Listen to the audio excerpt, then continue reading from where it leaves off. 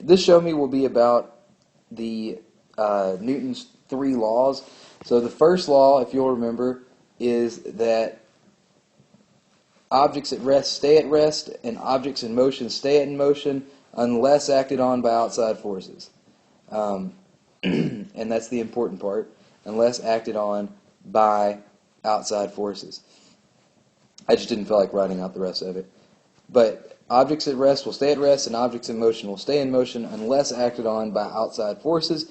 And what this means, you remember we had we had several labs where we did it, like the hoop over the Coke bottle, where we dropped the chalk into the Coke bottle, and then we had the tablecloth where we had the table and it had a cloth on it, and then there was plates and stuff on it, and you pulled the tablecloth out, the tablecloth came out, and the plate stayed on the table. All right. Now, the term that is involved with the first law that I would like everybody to make sure they know is inertia. And inertia is the resistance to changes in movement. So it is the property of matter that resists changes to movement. So it has that little extra thing that Bill Nye says. Property of matter that resists changes to movement. So the thing that kind of trips people up a little bit is sometimes, like if you're in outer space, say, and you have a really large object, would it be hard to push it? Well, the answer is yes, because the more massive the object, the more inertia it has.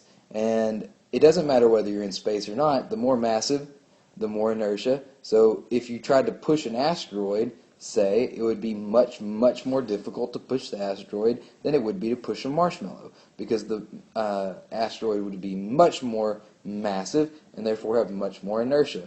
All right? And it doesn't matter whether you're on Earth, it doesn't matter about friction. These things can come into play, but it's not necessarily a huge impact on it. All right? The next law, the second law, really didn't have a whole lot of words to go with it. It's just this formula. The net force acting on an object is equal to mass times acceleration. All right?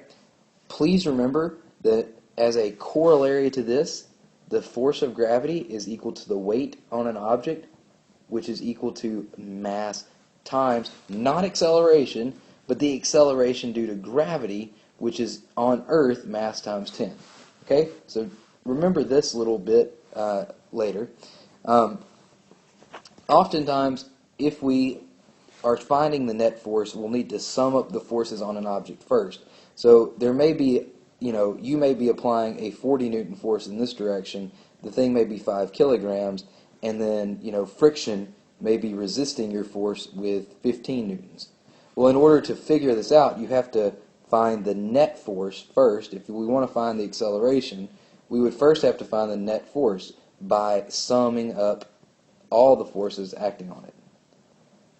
And so the way you would do this, in this particular case, should be fairly easy. You would just do F net equals 40 minus 15, and we say minus 15 because it's going the opposite direction. And so 40 minus 15 is 25. And that would be equal to 25 newtons. And so that would be equal to mass, which is 5 kilograms, times acceleration, divided by 5, and acceleration would be 5 meters per second squared. Remember that we did the chair lab when we did this, where we pushed the chair. And remember that in order to maintain acceleration, you have to maintain a constant force. To maintain an acceleration, the net force has to be constant. And it has to be constant at a certain number. So if we're maintaining an acceleration, it has to at a particular, certain number.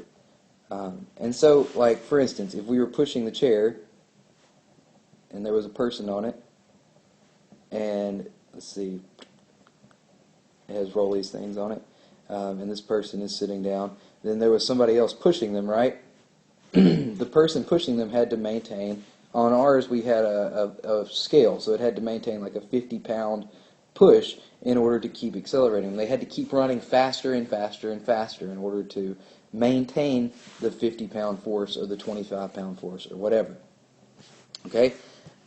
And another note, if something is moving with constant velocity, the net force on the object is equal to 0. Now that doesn't mean that there are 0 forces acting on the object.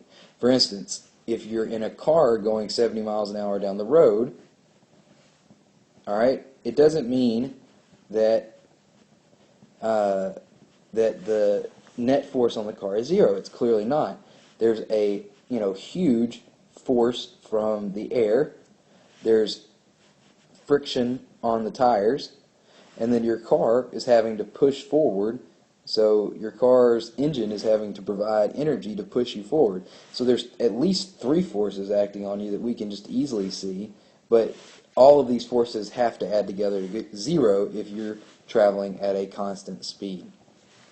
Okay. The last law is the third law, and it is that for every action there is an equal and opposite reaction. So every action has an equal and opposite, and oftentimes the equal part is forgotten about, but equal and opposite reaction. And so the most common example that trips people up, remember on this one, was if we had the little bug and then the car, and if the car was going down and the bug flies in and hits the car, which one was the force greater on? Well, the answer, remember, is that the force on the bug was equal to the force on the car, but they just are, one has to be negative and one has to be positive. But they're equal and opposite. So neither one experienced a greater force. The bug obviously got splatted because it had a tremendous acceleration, which is what splatted it. The car is not going to experience much from it because its mass is so much greater. Okay? So these are the Newton's 3 laws, and this is how you would use them. All right?